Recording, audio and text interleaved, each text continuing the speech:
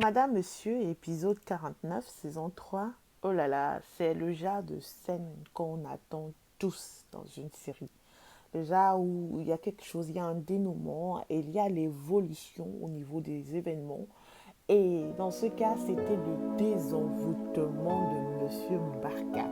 C'était tellement magique. Qu'est-ce qui m'arrive? Ça a l'air d'avoir fonctionné en fait parce que Barga qui voit sa famille ou les membres C'est de comme sa si famille j'avais fait d'une autre plusieurs mois sans manière. vous voir. Pourtant, nous sommes ensemble tous les jours, papa. Depuis le début de cette saison, c'était un peu bizarre la façon qu'il voyait les membres de sa famille parce qu'il était envoûté. On ne le reconnaissait pas. On a connu un Barga charismatique, protecteur, un Barga autoritaire, un Barga sûr de lui dans les saisons précédentes.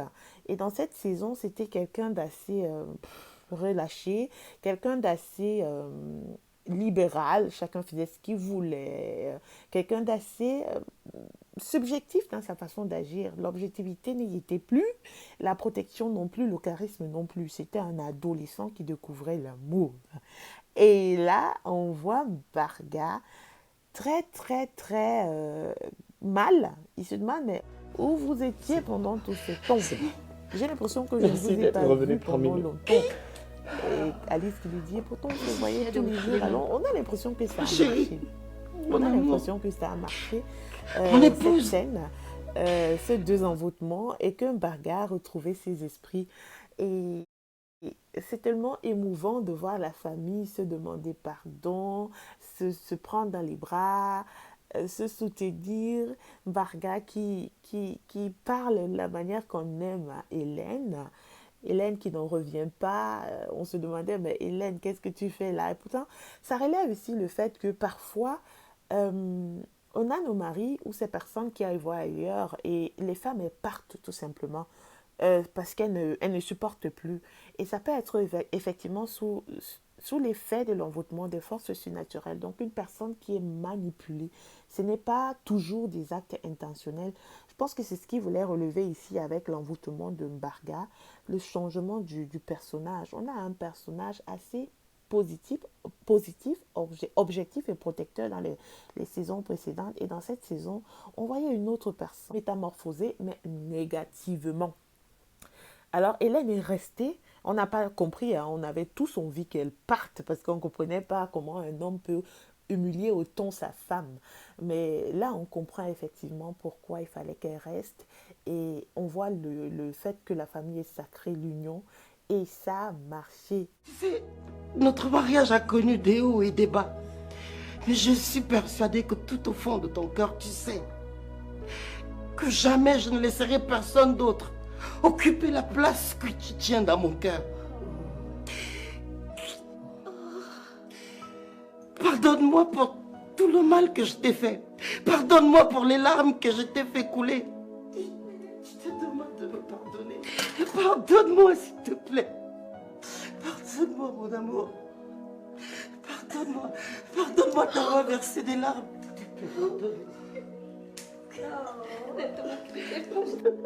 Oh, tu es pardonné, chérie. Tu es pardonné. Pardonne-moi. Pardonne-moi, mon amour. Pardonne-moi.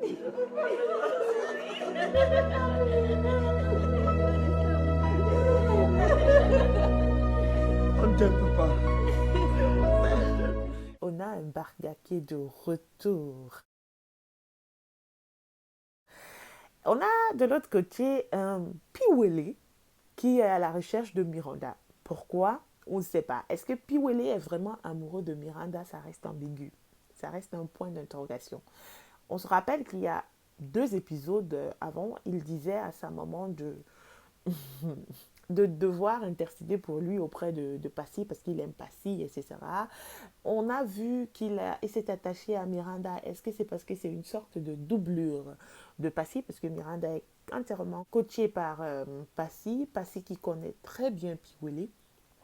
Donc, est-ce que ce n'est pas Passy qu'il voit à travers Miranda? Mais de là à aller jusqu'au village, dans les champs, pour chercher Miranda, est-ce que le recteur n'est pas amoureux de la villageoise? C'est la question qu'on se pose. Est-ce que le recteur n'est pas amoureux de la villageoise? J'ai l'impression que c'est le cas, hein. J'ai l'impression que c'est le cas. Mais ça reste encore vraiment non précis. On verra dans les prochains épisodes si c'est de l'amour ou tout simplement c'est le manque. Le fait de ne pas vouloir se retrouver seul, la haine d'avoir vu Austin et son ex, le fait de vouloir à tout prix se remarier. Est-ce que c'est ça ou est-ce que c'est de l'amour? On verra, on verra. Pour l'instant, il est à la recherche de notre villageoise transformée, Miranda. Et puis, il y a notre petite Brenda, la mini Sophie, celle qui est aussi dure que sa maman. Sa maman a utilisé une méthode très occidentale, la causerie, donc la communication avec sa fille. Elle a essayé de lui dire pourquoi elle veut être avec Roger et pourquoi elle souhaiterait que sa fille permette sa relation avec Roger parce qu'elle se sent heureuse dans la relation. Et comme dans toute causerie, c'est un échange, la petite Brenda lui dit, maman, je n'aime pas que tu sois avec Roger, je préfère que tu te réconcilies avec mon papa.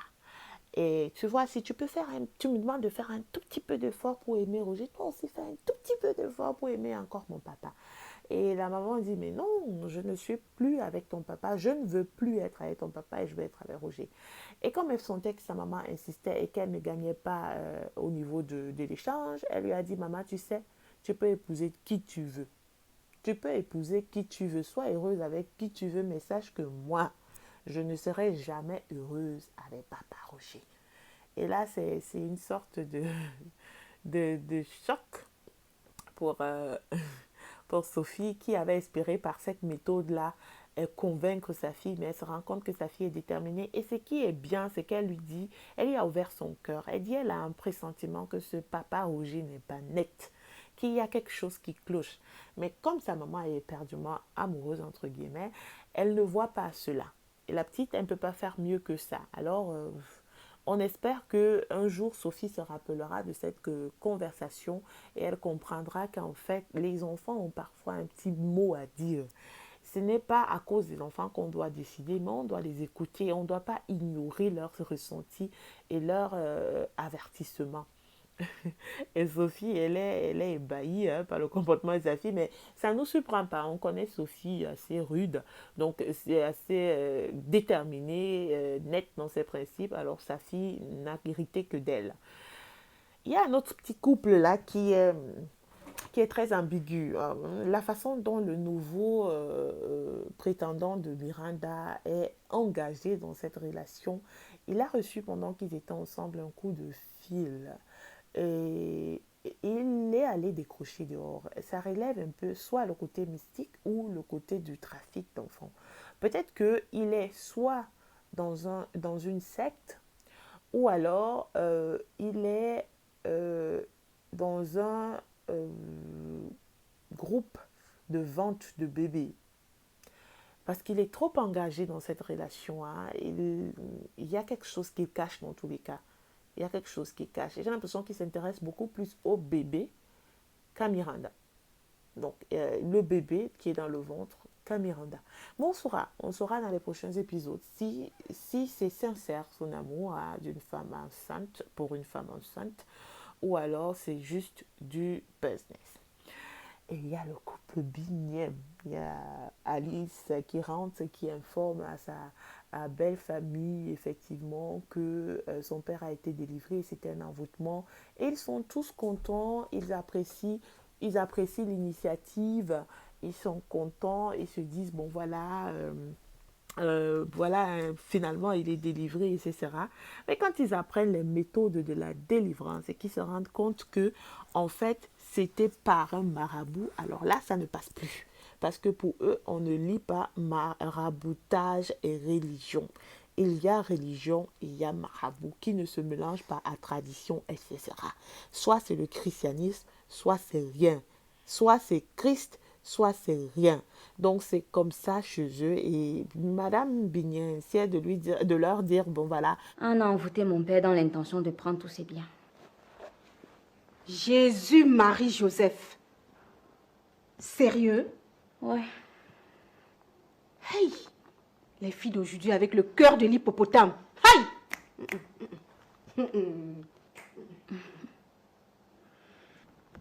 Et comment vous avez su ça? C'est Bill. Il est allé chez un marabout qui a pu désenvoûter papa. Il est redevenu lucide et j'ai retrouvé mon père.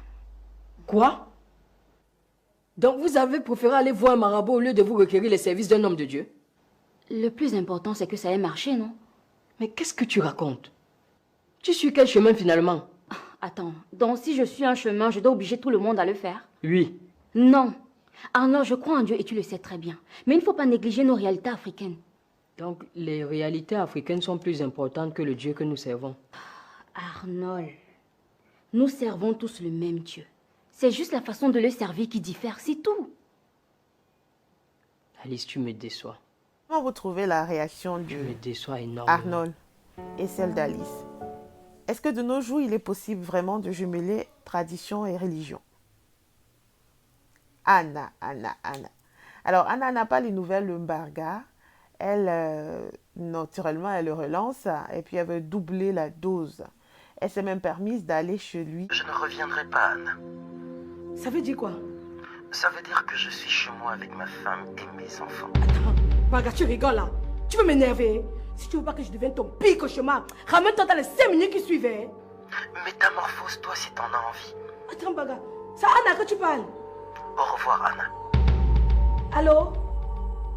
Allô? Allô? Le salopard a accroché. Hey, mais. C'est comme si le charme là ne fonctionne plus. Pourtant, le marabout m'a rassuré que c'était au moins pour 5 ans. Hey, je dois l'appeler. Il faut qu'il renouvelle la dose là. On doit doser ça. De toute façon, il me parle comme du n'importe quoi là. C'est moi-même. Marabout.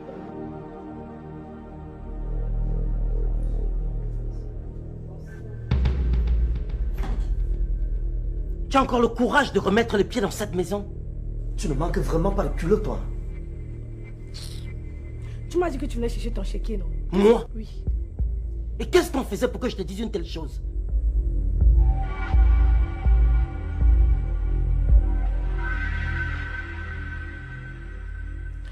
Baga de mon cœur, pourquoi tu te comportes comme ça? Sors d'ici immédiatement!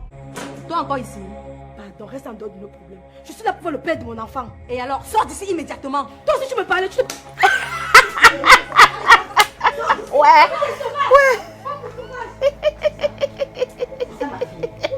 Être tisa, c'est pas facile. On te tape à temps à travers. Ma fille, oh chérie, merci. Là, tu es allé. Ça va, ne sais pas du tout, là. Tu as bien fait, ma fille. Ensuite, il y a Kim qui est venu chercher le petit Karl pour aller le balader. Il a été très froid. Depuis des mois, il ne prend pas de nouvelles de sa femme. C'est un rôle qu'il incarne parfaitement, celui de relever qu'il y a certains hommes qui s'attachent à la femme simplement pour leur physique. Et une fois qu'il a empiété... Je vais aller me promener un peu avec lui avant de le ramener. Et tu ne me demandes même pas comment va Kim? Où elle est? Elle m'a fait savoir qu'elle est en famille. Et je suppose que si elle n'est pas ici, elle doit être chez un autre membre de la famille. Et ça ne t'intéresse pas de savoir comment elle va? Non. C'était tellement direct, ça. Tu comptes revenir avec l'enfant? Si tu es en tête d'aller avec lui définitivement, dis-le-moi, pour que je ne l'attende pas inutilement. Je vais le ramener. Allez. Et voilà, en fait, entre-temps, oui, Kim. Ah, l'homme est vraiment ondoyant et divers. C'est Austin qui est aussi malveillant avec moi. En plus, ma fille ne représente plus rien pour La lui. pauvre maman qui n'en revient pas. Elle compatit pour sa fille. Je pense que Kim est allé se faire opérer avec l'aide de Passy. Et par cette séquence-là, ils veulent relever le fait que l'amour ne doit pas se limiter au physique. Donc les couples qui se mettent ensemble uniquement par attirance physique. Le physique peut être empiété à un moment, à un autre, et puis voilà ce que ça donne, l'amour disparaît. Austin incarne parfaitement ce rôle-là. Ça touche la sensibilité, mais le message, voilà, il passe. On a Sophie qui est allée voir sa belle-maman parce qu'elle veut qu'on prenne Brenda. Moi, ce qui m'attire, hein, ce qui m'intrigue là, c'est la façon dont Sophie et Bill se regardaient. La maman, elle est très compréhensive, hein. Bill est également compréhensif. Même si la maman aurait souhaité que Bill et Sophie se remettent ensemble pour le bien des enfants, mais elle comprend qu'il faut qu'il y ait de l'amour entre eux. Et s'il n'y a plus d'amour, elle comprend que chacun peut refaire sa vie ou doit refaire sa vie. Mais il y a une scène qui s'est passée à la fin, quand Bill lui disait elle a droit au bonheur. Il y a ce regard-là. Je pense qu'il y a une lueur d'espoir, hein, que Bill et Sophie se remettent ensemble. Mais je pense que Roger n'en a pas encore fini. Il y a ce petit morceau de tissu rouge qu'il avait donné, qu'il n'a pas repris en partant. Il y a Bill qui est encore secrètement amoureux de sa femme. Il y a Sophie qui en réalité n'a pas cessé d'aimer Bill. Qu'est-ce qu'il en sera? Qu'en pensez-vous?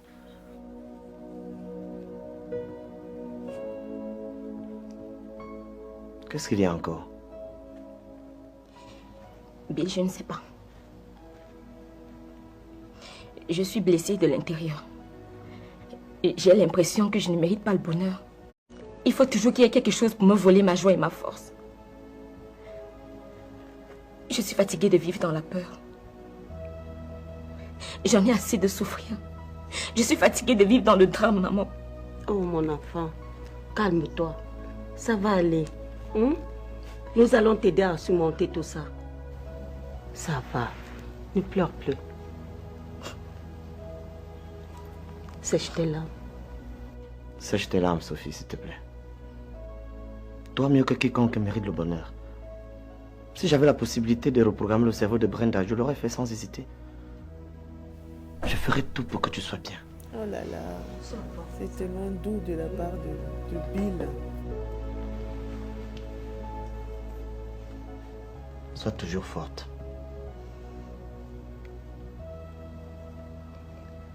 Merci. C'était très émouvant. Enfin, on a Paul et Kindy.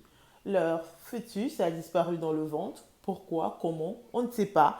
Le médecin a dû fuir le bureau parce que pour elle, ce n'est pas normal. La suite, on le saura dans l'épisode 50.